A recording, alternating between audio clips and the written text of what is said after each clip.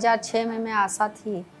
2006 से 12 तक मैंने काम किया है। 2012 तक मैंने आशा के रूप में कार्य किया और मैंने कड़ी मेहनत करके ईमानदारी से काम किया, जिससे उसके बाद में मेरा प्रमोशन हो गया। मैं इस समय आशा संगिनी हूँ। 2013 में मेरी नियुक्ति हुई आशा संगिनी में। जी, गांव में हम लोग जा जा कर के सर्वे करते थे, घर घर जाकर पता करते थे, हर रोगों के बारे में पता करते थे। और जैसे टीकाकरण के बारे में, और गर्भवती माँ को पहले गर्भवती माँ जो होती थी घर ही में प्रसव कराती थी।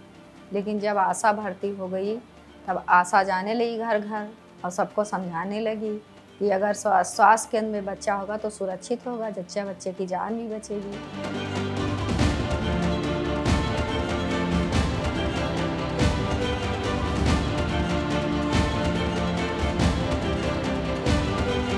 संचारी अभियान दस्तक अभियान चल रहा है, तो इसमें हम लोग रोगी ढूंढते हैं।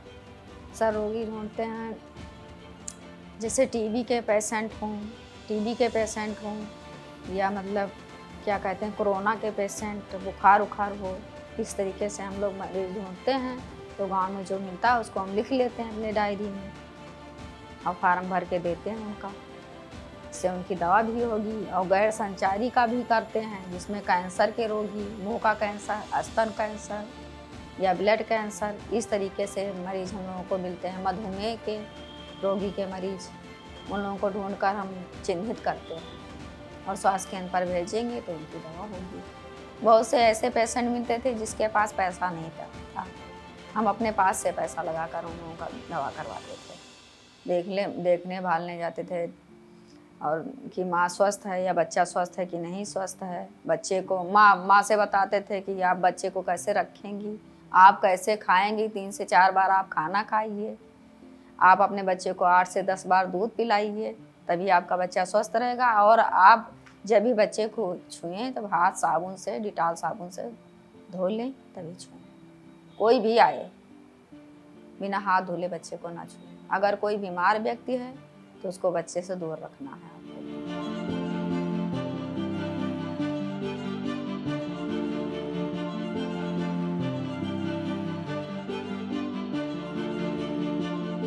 जैसे शुरू में हम लोग जाते थे तो लोग नहीं विश्वास करते थे, लेकिन इस समय अगर हम लोग जाते हैं तो कोई भी काम वो करेंगे तो पहले हम लोगों से पूछेंगे।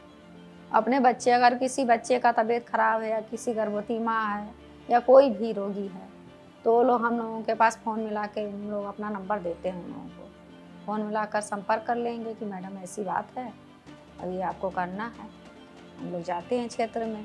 अब धीरे धीरे हम लोगों को विश्वास करने लगे वो, क्योंकि हम बिल्कुल परिवार के तरीके से रहते हैं उन लोगों के साथ। ये हम नहीं जानते हैं कि कौन से जात के हैं, बिल्कुल उनको अपना समझते हैं, तब भी वो हम लोगों के ऊपर विश्वास करते हैं।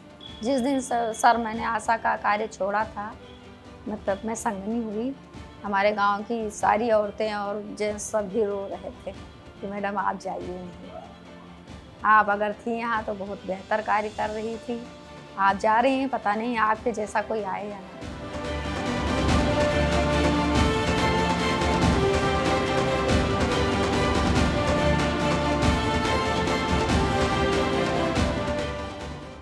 सर हम लोग भी डरते थे, लेकिन तब भी जान हथेली पे लेकर हम लोग चलते थे। अगर हम यही सोचते थे कि अगर हमारी जान भी चली गई तो कोई दिक्कत नहीं, लेकिन लोगों की जान बचाना है।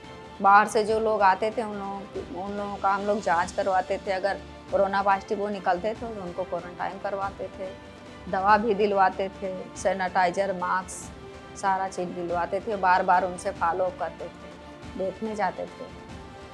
हमारे घर वाले डांटते भी थे कि तुमको हो जाएगा, लेकिन हम नहीं डरते थे। यही सोचते थे कि हो जाएगा तब हो जाएगा, किसी की जान तो बच जाएगी। अगर मेरी वजह से किसी को फ़ायदा हो रहा है तो हम करेंगे उनका। और सर कोरोना पीरियड में मैंने एक महिला की जान बचाई थी। वो गर्भवती थी सर। मुझे जब पता चला कि वो प्रेग्नेंट है और ये पता चला कि बीमार भी है, तो मैं उसके घर गई। उसके घर वाले भी उसके पास नहीं जाते थे, सब लोग कहते थे कि इसको कोरोना है। फिर उसका जांच करवाया हमने, तो जांच में निकला कोरोना पॉजिटिव। लेकिन जब उसका प्रसव का टाइम आया तब उसको ले गई स्वास्थ्य केंद्र कोरोना सेंटर पे, वहाँ प्रसव करवाया। जच्चा बच्चा दोनों बच गए। वो सबसे ज़्यादा हमको खुशी हुई कि हमने किसी की जान बचाई। हम लोगों को सम्मान मिलता है गांव में, प्रधान जी हम लोगों को कुर्सी देते हैं बैठने के लिए, और गांव के कोई भी सदस्य हैं तो हम लोग कोई भी मीटिंग होती तो बुलाते हैं हम लोगों को। सर जी भी हम लोगों को मीटिंग में बुलाते हैं, कोई काम करना होता है तो हम लोगों को से मतलब सलाह लेते हैं कि ऐसा करना है। गांव में कोई भी कार्य करना होगा तो सबसे पहले हम ही लोग बुलाए जाते हैं, क्योंकि हम संगनी हैं, आशा सुपरवाइजर।